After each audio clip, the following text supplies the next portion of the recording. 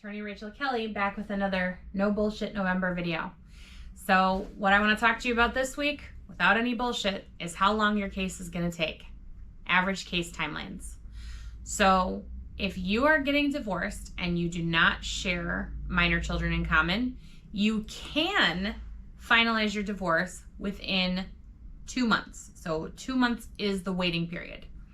How long does it normally take? Typically between 6 to 9 months, depending on a lot of different factors, including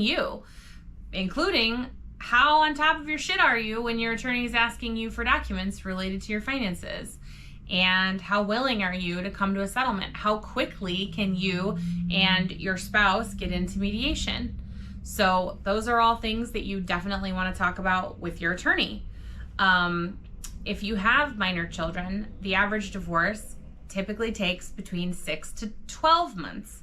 Obviously, the higher contested your case is, meaning the more things that the two of you are fighting about, the longer your divorce is likely to take. And if your case goes to trial, I can tell you right now, if your case goes to trial, the likelihood that it is resolved within a year is very slim. If your divorce case has to go to trial, you're likely looking at 12 to 18 months to get that case finalized, especially depending on which county your case is in. If your case is in a larger county like Wayne County, Oakland County, even Kalamazoo County, it's likely going to take about a year, year and a half to finalize if your divorce case has to go to trial. If you're in a smaller county, sometimes the courts have more availability on their dockets, and so sometimes you could get in a little bit sooner. Now, that's divorces. Okay, what about if you're coming back to court for what we call a post-judgment? So post-judgment means that you've already been to court, you have a court order, and for whatever reason it's not working and somebody has asked to go back to court. So there's been a request to change custody and you're coming back to court after. If you have a post-judgment custody case, how long it's going to take depends very much on a lot of different factors, including how busy your particular county is and what their post-judgment procedures are. And every county in Michigan has different post-judgment procedures. So it's really important that you are working with an attorney who knows your county, who knows how things happen in your county, and who can advise you about a realistic timeline.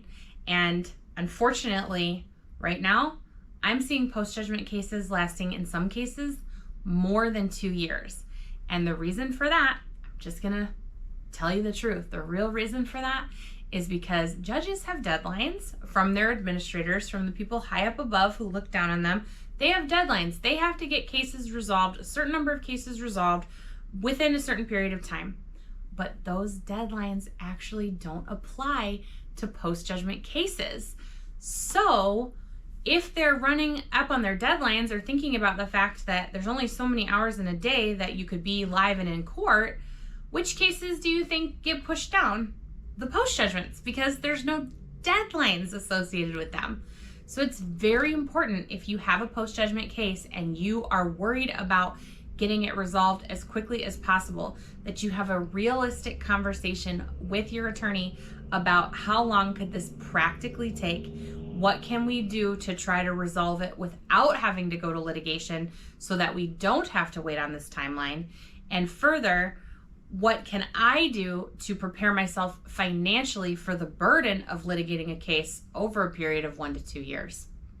Hope that this has been helpful. If you have any other topics you want me to talk about during this No Bullshit November, please leave us a comment below.